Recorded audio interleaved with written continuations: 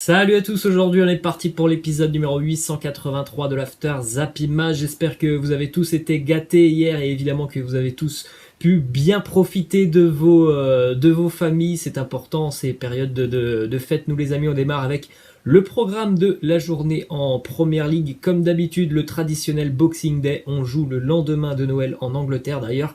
Il y aura de la Première Ligue jusqu'à mercredi. Il y aura des matchs tous les jours. En tout cas pour cet après-midi, duel très alléchant à 13h30. Leicester qui reçoit Manchester United à 16h. On retrouvera notamment Aston Villa face à Crystal Palace, Fulham face à Southampton, 18h30, derby londonien entre Arsenal et Chelsea. Et puis à 21h, on aura deux affiches. Manchester City face à Newcastle, mais aussi Sheffield United face à Everton. Ensuite, on prend la direction de Djibouti avec une petite info assez insolite sur la première division du côté du championnat de Djibouti. Hier, on jouait sur la journée de Noël, donc le 25 décembre, un match un petit peu particulier entre deux institutions puisque c'était la police qui affrontait la gendarmerie. Ça s'est terminé sur un score nul de 1 partout entre policiers et gendarmes. Direction Paris maintenant avec une déclaration de Kylian Mbappé qui rend hommage à Thomas Tuchel après son éviction il y a 48 heures. Il nous dit: personne n'oubliera votre passage ici, vous avez écrit une très belle ligne de l'histoire du club et je vous le dis, merci coach. Voilà la déclaration de Kylian Mbappé qui a été, comme beaucoup de joueurs du Paris Saint-Germain, assez surpris donc du départ du coach allemand Thomas Tuchel. On enchaîne avec ces statistiques sur Thomas Tuchel du côté de son passage à Paris et plus particulièrement sur la Ligue 1. Thomas Tuchel a la meilleure moyenne de points dans l'histoire du championnat avec 2,37 points pris par match à égalité avec Unai Emery. Il a aussi le plus haut pourcentage de victoires dans l'histoire du championnat avec près de 76% de victoires pour Thomas Tuchel. Ensuite, on continue avec deux déclarations de joueurs ou d'entraîneurs qui ont connu le Paris Saint-Germain et qui sont ravis d'apprendre que normalement Mauricio Pochettino va arriver du côté de Paris. Déjà, on a Juan Pablo Sorin, ancien joueur du Paris Saint-Germain argentin qui a très bien connu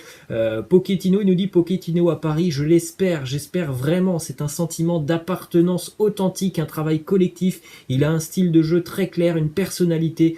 Il a de très très bonnes relations humaines avec ses joueurs. Le rêve de la Ligue des Champions n'a jamais été aussi proche. Autre déclaration, Luis Fernandez qui nous dit: Pochettino, c'est un style où il réussit à mélanger tout ce que l'on aime quand on est joueur, quand on a un entraîneur comme Mauricio. On a envie de se battre pour lui, on a envie de jouer pour lui, on a envie de faire toutes les choses possibles pour lui. Donc tout le monde semble ravi de voir Pochettino arriver du côté de Paris, même si c'est pas encore officiel, à moins d'un retournement de situation. C'est bel et bien l'Argentin qui va devenir le nouvel entraîneur du PSG, un entraîneur qui a quand même connu de très très belles années avec Tottenham, des systèmes de jeu assez clairs avec un gros pressing, l'utilisation du jeu notamment entre les lignes, des systèmes de jeu vraiment assez intéressants à suivre parce que le Tottenham de Pochettino, peut-être mis à part la dernière année, c'était une équipe très très agréable à voir.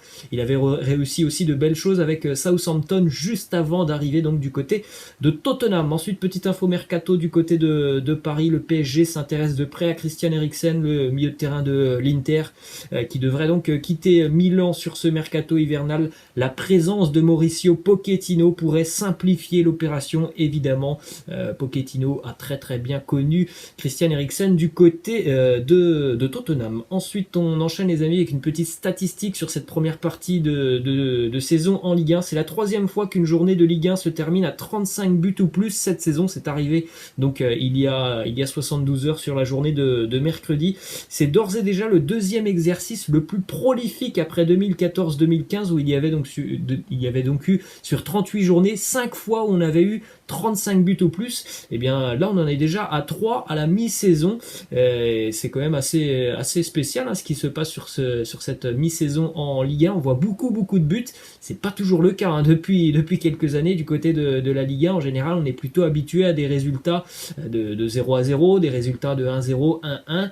Mais là, on voit quand même beaucoup de buts et notamment pour des équipes qui sont réputées pour bien défendre ou plutôt fermer le jeu, ne pas forcément jouer la gagne. Des équipes de bas bas de tableau qui ouvre beaucoup plus le jeu sur cette première partie de saison. Ensuite, direction Saint-Etienne avec les Verts qui souhaitent toujours se faire prêter William Saliba. Arsenal aurait reçu énormément de propositions, notamment de clubs anglais.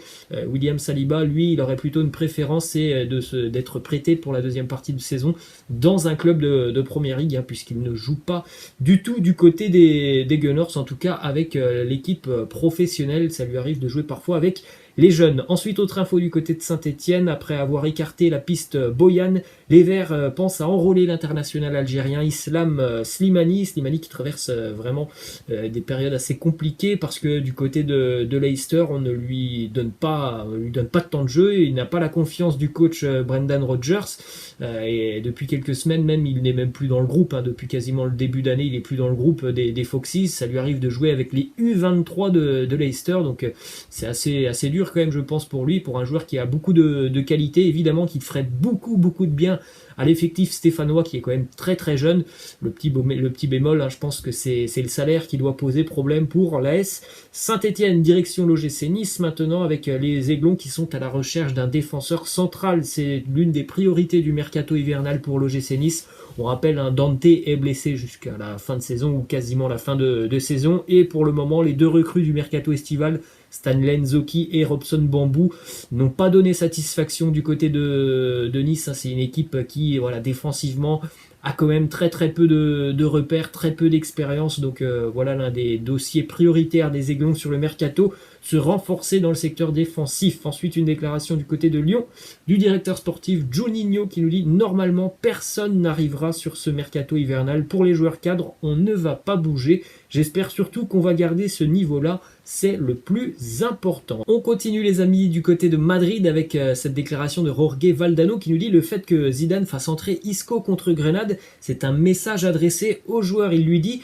je ne veux pas que tu partes, sinon il aurait fait entrer Odegaard qui est plutôt un joueur qui représente l'avenir du club. C'est vrai qu'on peut interpréter cette entrée de Isco de cette manière, le Isco qui quand même depuis quelques mois maintenant traverse une période assez compliquée du côté du Real Madrid. Ça fait quelques semaines qu'il y a beaucoup de rumeurs autour d'un départ d'Isco sur le mercato hivernal.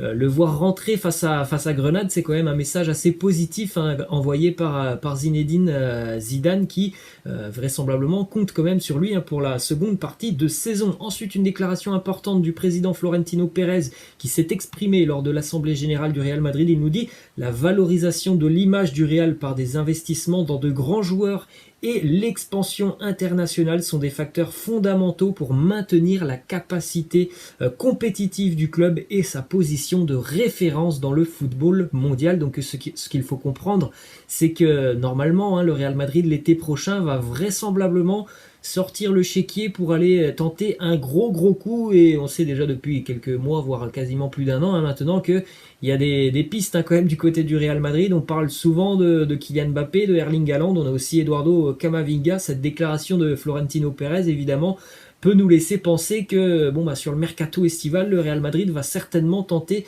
un ou peut-être plusieurs gros coups. Ensuite, direction Barcelone, une déclaration d'Ansu Fati qui nous dit: nous voulons remporter un titre et pouvoir le célébrer au Camp Nou avec nos supporters qui ont tant souffert cette année. Je veux continuer à grandir en tant que joueur et en tant que personne. On rappelle que pour le moment, Ansu Fati est toujours malheureusement blessé. Et ensuite, la bonne nouvelle pour les Catalans, c'est le retour d'Eric Garcia qui devrait arriver donc soit sur le mercato hivernal, soit sur le mercato estival l'année prochaine en tout cas. Et une chose semble sûre, Eric Garcia fera son retour du côté de Barcelone.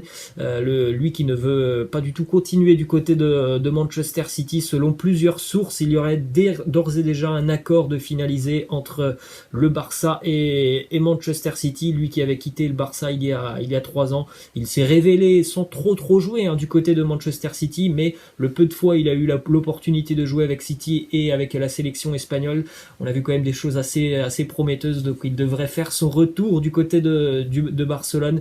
Alors peut-être que ça sera sur le mercato estival l'année prochaine, mais évidemment que ça c'est un joueur sur lequel normalement le Barça pourra s'appuyer pendant de nombreuses années au niveau de la défense. Ensuite, petite image assez incroyable du jeune joueur de Wolverhampton Owen Otazowi à l'âge de 19 ans, regarder cette musculature assez impressionnante pour ce jeune joueur. C'est assez surprenant quand même. À l'âge de 19 ans, on a l'impression quasiment de voir un Adama Traoré bis. Ensuite, cette petite image du joueur d'Aston Villa, John McGinn, qui s'est déguisé, non pas en Père Noël, mais en dinde de Noël. Bon, assez surprenant là aussi. Ensuite, une déclaration de Frank Lampard, l'entraîneur des Blues, qui nous dit: nous voulons nous battre pour tous les titres, mais nous devons accepter que cela se fasse par étapes. Nous avons franchi quelques-unes de ces étapes depuis le début d'année. Nous avons encore le potentiel de faire beaucoup plus. Il est vrai que, évidemment, il y a de hautes exigences pour les Blues de Chelsea cette année par rapport au mercato incroyable réalisé par les Blues sur l'été dernier, où ils ont quasiment changé d'effectifs en entier, avec beaucoup d'argent injecté, des joueurs assez prometteurs qui sont arrivés. Évidemment que les Blues de Chelsea sont l'une des équipes à suivre sur cette année et encore plus sur les années à venir. Ensuite, double déclaration de Zlatan. Premièrement, il nous dit: beaucoup de gens m'interrogent concernant mon avenir. Je réponds que je continuerai aussi longtemps que je pourrai faire ce que je fais maintenant. Je me sens très bien à Milan, tout fonctionne, je ne déciderai pas seul, ma famille est plus importante que le football. Ensuite, il continue avec une déclaration sur Lionel Messi. Il nous dit: je pense que Messi c'est un cas à part, je ne sais pas si nous verrons un autre joueur faire les mêmes choses que lui parce qu'il a son style et je ne sais pas s'il est possible de devenir comme lui. J'ai eu la chance de le voir tous les jours, il est incroyable. Ensuite, direction Barcelone et une déclaration de Andrés Iniesta qui nous raconte une petite scène qui s'était déroulée il y a quelques années. Maintenant, c'était lorsque Frank Rijkaard était entraîneur du Barça. Il nous dit: un jour à la Masia, Rijkaard est entré et nous a dit: aujourd'hui, nous n'allons pas nous entraîner, nous allons regarder un DVD. Nous nous sommes assis pendant 3 heures pour regarder les moments forts de Paul Scholes.